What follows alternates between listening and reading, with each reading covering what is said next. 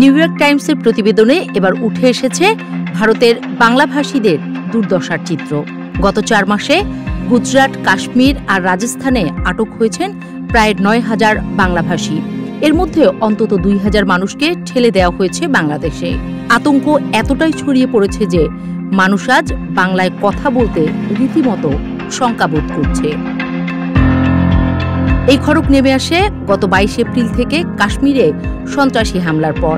হামলার দায় প্রাথমিকভাবে পাকিস্তানের উপর চাপানো হলেও অভিবাসন বিরোধী অভিযানে বাংলাভাষীরা পড়েন বিপাকে। দরিদ্র মুসলিমদের যেন বিপদের কোনো শেষ নেই। বিজেপির দাবি, কয়েক লাখ অনিবন্ধিত বাংলাদেশি দীর্ঘদিন ধরে ভারতে বসবাস করছেন। দুই দেশের সীমান্ত দিয়ে বৈধ বা অবৈধভাবে মানুষের যাতায়াত অব্যাহত রয়েছে। আর এ কারণেই বাংলাভাষী মানুষের ঘনবসতিপূর্ণ এলাকাগুলোকে টার্গেট করে অভিযান চালানো হচ্ছে। সরকারি কর্মকর্তারা বলছেন, এসব অঞ্চলে অনিবন্ধিত অভিবাসীর প্রমাণও পাওয়া গেছে। কেবল গুজরাটে আটক হয়েছেন অন্তত 6,500 জন, কাশ্মীরে 2,000 আর রাজস্থানে 250 মানুষ।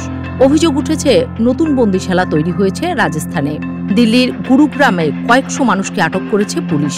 বৈধ কাগজপত্র দেখানো সত্ত্বেও অনেককে জেলে পাঠানো হয়েছে। এতে আতঙ্কে শহর ছেড়ে গেছেন অন্তত 1,000 বাংলাভাষী। ভারতীয় কর্তৃপক্ষের দাবি, তারা অবৈধ অভিবাসীদের শনাক্ত করছে। গুজরাট পুলিশ বলছে 200 থেকে 250 জনকে আটক করে যাচাইয়ের পর মাত্র 10 জনকে অবৈধ বাংলাদেশি হিসেবে শনাক্ত করা গেছে। কিন্তু মানবাধিকার কর্মীরা অভিযোগ করছেন, কোনো বিচারিক প্রক্রিয়া ছাড়াই হাজারো মানুষকে জোর করে আটক করা হচ্ছে।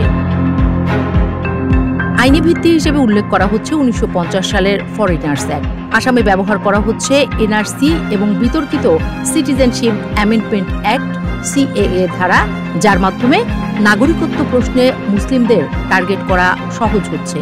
হিউম্যান রাইটস ওয়াচ বলছে, এই অভিযানের মূল লক্ষ্য দরিদ্র মুসলিম শ্রমিকরা।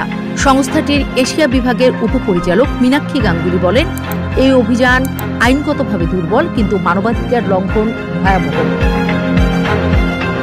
বিবিসি, আল জাজিরা, দ্য গার্ডিয়ানের মতো প্রভাবশালী আন্তর্জাতিক সংবাদ মাধ্যমগুলো এই ঘটনাকে গুরুত্বের সঙ্গে কভার করছে।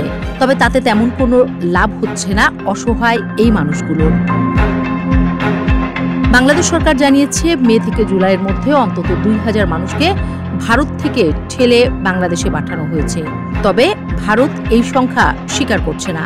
বাস্তবতা হচ্ছে, ভোটার কার্ড, আধার কার্ড, জন্ম সনদ সবকিছু থাকা সত্ত্বেও বাংলাভাষীরা আজ বিদেশি তকমা পাচ্ছেন। আসলে ভারতের রাজনীতিতে অভিবাসন ইস্যু একটি বড় অস্ত্র। নির্বাচন ঘনিয়ে এলে এই ইস্যু আরও বেশি করে ব্যবহার করা হয় বলে মত বিশ্লেষকদের।